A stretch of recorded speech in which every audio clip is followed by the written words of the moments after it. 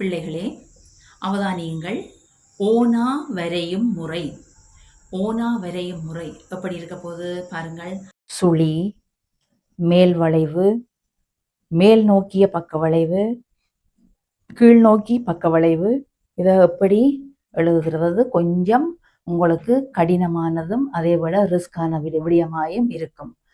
பிள்ளைகளே, அவதானியுங்கள். ஒரு சுழி, சரியோ? மேல் வளைவு, என்ன மேல் வளைவு. இதுல இருந்து பக்க வளைவு, பக்க வளைவிலிருந்து மேலே இருந்து ஒரு கீழ் நோக்கி ஒரு வளைவு, பிறகு கீழ் வளைவு, ஓனா. சரியோ? பாருங்கள், சுழி, மேல் நோக்கி ஒரு மேல் வளைவு, மேல் வளைவு இதோட திருப்பி ஒரு பக்க வளைவு, ஒரு கீழ் நோக்கிய ஒரு பக்க வளைவு, பிறகும் கீழ் வளைவு, ஓனா. திருப்பி பாருங்கள், சுழி, மேல் வளைவு, பக்க வளைவு, கீழ் நோக்கிய வளைவு, கீழ் வளைவு. கவனியுங்கள். ஓவன்னா வரையும் முறை. ஓவன்னா வரையும் முறை எப்படி இருக்குன்னு பாருங்கள். சுழி, மேல் வளைவு, மேல் நோக்கிய பக்க வளைவு, கீழ் நோக்கி பக்க வளைவு, சுழி வளைவு. முதலாவதா அவதானியுங்கள், சுழிய பாருங்கள், சுழி. அடுத்தது பாருங்கள், மேல் வளைவு.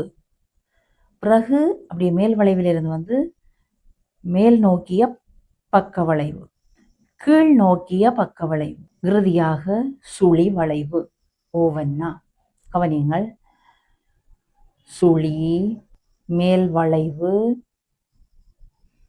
பக்க வளைவு,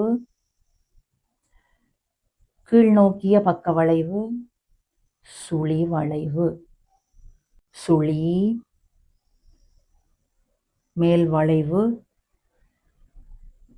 மேல் நோக்கிய பக்க வளைவு, கீழ் நோக்கிய பக்க வளைவு, சுழி வளைவு. ஓவன்னா. திருப்பாவதா நீங்கள். சுழி, மேல் வளைவு, மேல் நோக்கிய பக்க வளைவு, கீழ் நோக்கிய பக்க வளைவு, சுழி வளைவு. கவனிங்க. சுழி,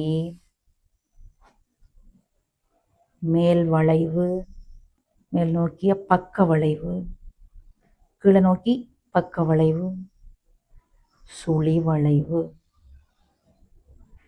அவதானியங்கள். ஒவ்வொன்றா வரையும் முறைய பாருங்கள்.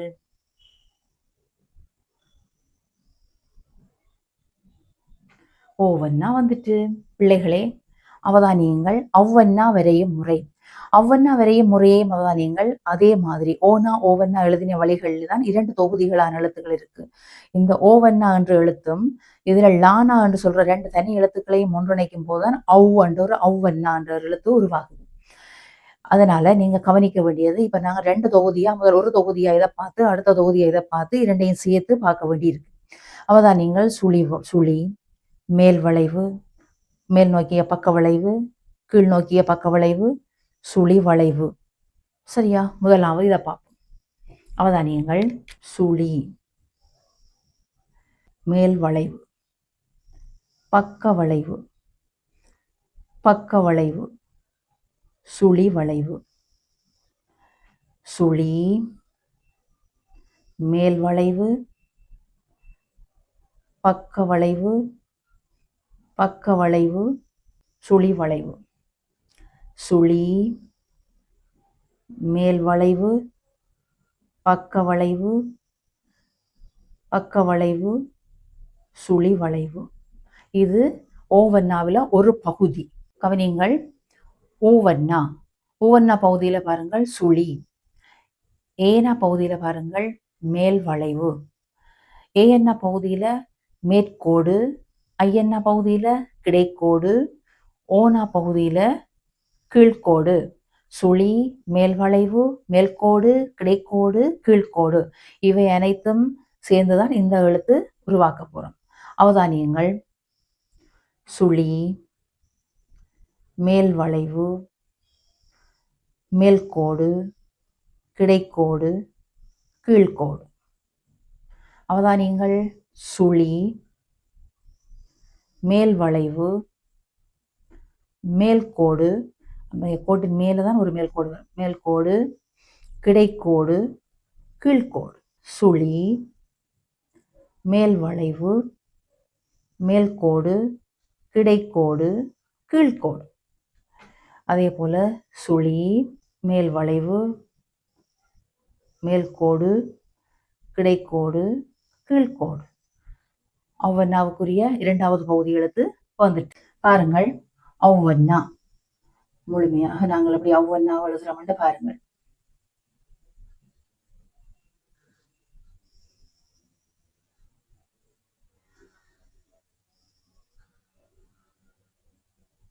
ஒவ்வொன்னா பாருங்கள். சுழி, மேல் வளைவு, பக்க வளைவு, பக்க வளைவு, சுழி, சுழி, மேல் வளைவு, மேல்கோடு, கிடைக்கோடு, கீழ்கோடு. ஒவ்வொன்னா ஒவ்வொன்னா எழுதுகிற முறையை பாருங்கள். மிகவும் கொஞ்சம் கடினமான முறை தான் இது, ஏனைய எழுத்துக்களை விட. அதனால மிகவும் அவதானமா பார்த்து எழுதுங்கள். கண் பார்க்கிறத கை செய்ய வேணும்.